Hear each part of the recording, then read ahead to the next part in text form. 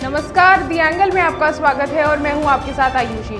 चलिए बुलेटिन की शुरुआत करते हैं और नजर डाल लेते हैं आज की सुर्खियों पर। पाकिस्तान ने एक बार फिर किया संघर्ष विराम का उल्लंघन, भारतीय सेना ने दिया मुंहतोड़ जवाब। प्रदेश भर में फिर तेज हुए मंत्रिमंडल विस्तार के कयास, मुख्यमंत्री अशोक गहलोत कर सकते हैं इस सप्ताह ऐलान। 3 कृषि कानूनों को लेकर किसानों का धरना जारी, आरएलपी संयोजक हनुमान बेनीवाल ने कहा पार्टी अन्नदाता के साथ खड़ी। प्रदेश में 10 महीने बाद अनलॉक हुए स्कूल कॉलेज, 9वीं 12वीं कक्षा के विद्यार्थियों की शुरू हुई क्लास। पाकिस्तान ने एक बार फिर संघर्ष विराम का उल्लंघन किया। पाकिस्तान ने पूंछ जिले के बालाकोटा सेक्टर में संघर्ष विराम का उल्लंघन किया। भारतीय सेना भी पाकिस्तानी गोलाबारी का मुंहतोड़ जवाब दे रही है। गौरतलब है कि इससे पहले पाकिस्तानी सेना ने कल शाम को भी गोलाबारी की थी। पाक सेना ने लगातार 7वें दिन नियंत्रण रेखा पर दिगवार और माल्टी सेक्टर में सैन्य चौकियों और रिहायशी इलाकों को निशाना बनाकर गोलीबारी की। सेना ने भी इसका मुंहतोड़ जवाब दिया। गोलाबारी में किसी तरह के जान माल के नुकसान की सूचना नहीं है। फिर देर रात पाकिस्तान की ओर से गोलाबारी की गई।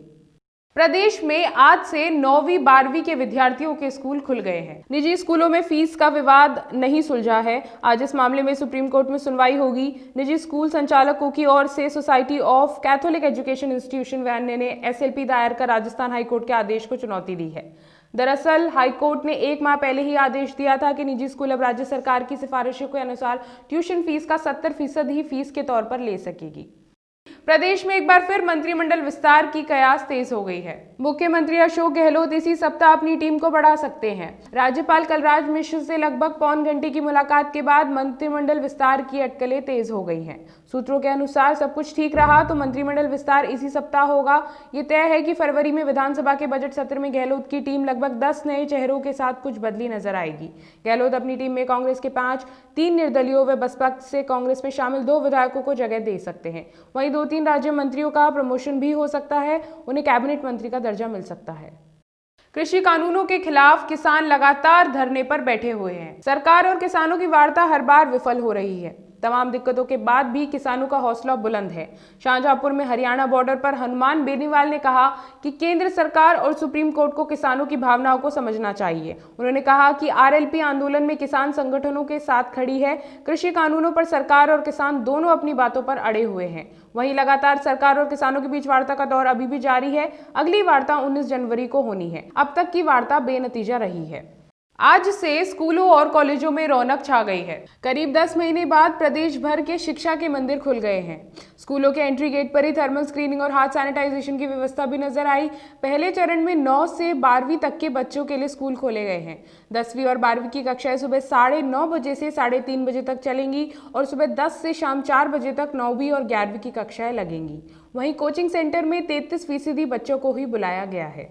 सीकर सांसद सुमेधानंद सरस्वती और विधायक रामलाल शर्मा ने आष्टी बस स्टैंड से बंगड़ी नांगल सड़क का शिलान्यास किया। यह सड़क ग्राम पंचायत हस्तेड़ा में प्रधानमंत्री ग्राम सड़क योजना के तहत बनी है। आष्टी बस स्टैंड से बंगड़ी नांगल रिंगस सीमा तक बनने वाली सड़क का शिलान्यास किया। आष्टी बस स्टैंड से बंगड़ी नांगल तक बनने वाली सड़क की कुल लंबाई 15.110 किलोमीटर होगी, जिसकी कुल स्वीकृत राशि 902.53 लाख है।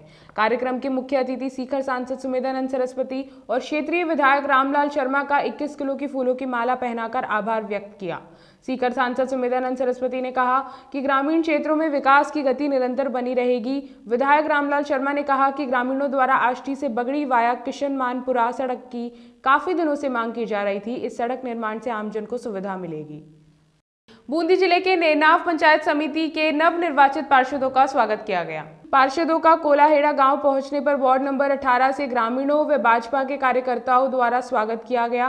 पंचायती राज चुनावों में वार्ड नंबर 18 से भाजपा से पूर्व अध्यापक कन्हैया लाल मीणा व नैनवा पंचायत समिति प्रधान पद के लिए पदम नागर ने जीत दर्ज की थी। इसके बाद पहली बार जनता का आभार व्यक्त करने के लिए क्षेत्र के गाँवों का भ्रमण कर ग्रामीणों की समस्याओं के बारे में जाना। जिस तरह भारतीय जनता पार्टी ने मुझे टिकट दिया और जनता ने विश्वास जिताकर मुझे प्रधान बनाया, मैं जिन जिन गाँवों में गया उन गाँवों में बहुत समस्या बाकी है। जैसे कि सरकार ने 2 साल से कुछ भी नहीं किया अभी तक। जल व्यवस्था, कीचड़ निस्तारण, पीएम आवास, खाद्य सुरक्षा, जो गरीब लोग हैं इनको अभी तक उपलब्धि नहीं हो पाई। ये लोग वहाँ तक योजना तक पहुँच ही नहीं पाए।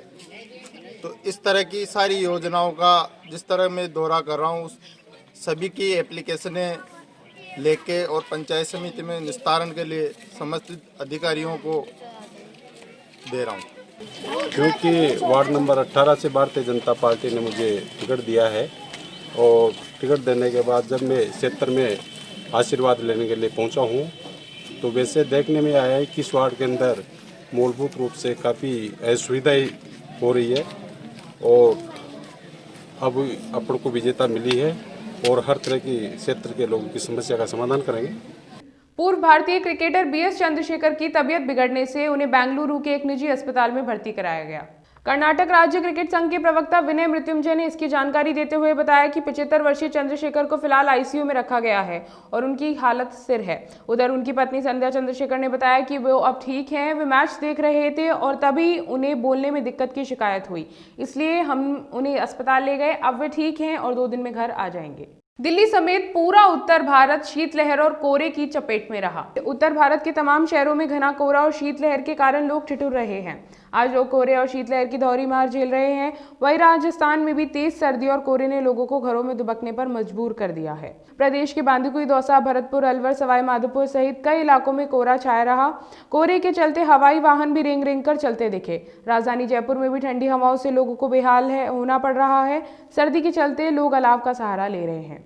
सरकारी तेल कंपनियों की ओर से पेट्रोल और डीजलों की कीमतों में आज बढ़ोतरी हुई है। लगातार 3 दिनों तक दाम स्थिर रहने के बाद पेट्रोल और डीजल की कीमतों में बदलाव देखने को मिला है। आज डीजल की कीमत में 24 से 27 पैसे की बढ़ोतरी हुई है, तो वहीं पेट्रोल की भी 23 से 25 पैसे तक कीमत बढ़ी है। राजधानी जयपुर में भी पेट्रोल डीजल 27 पैसे बढ़े हैं। पेट्रोल के दाम पहली बार 92 रुपये पार पहुंचे हैं। पेट्रोल 92 रुपये 43 पैसे के स्तर पर पहुंच गए हैं। वहीं डीजल के दाम में भी 84 रुपये 46 पैसे का मुकाम हासिल किया गया है। आज के बुलेटिन में इतना ही। देश और दुनिया से जुड़ी तमाम खबरों के लिए आप बने रहे हमारे चैनल दी एंगल के साथ ही में इस वीडियो पर लाइक, शेयर एंड कमेंट करना ना भूलें।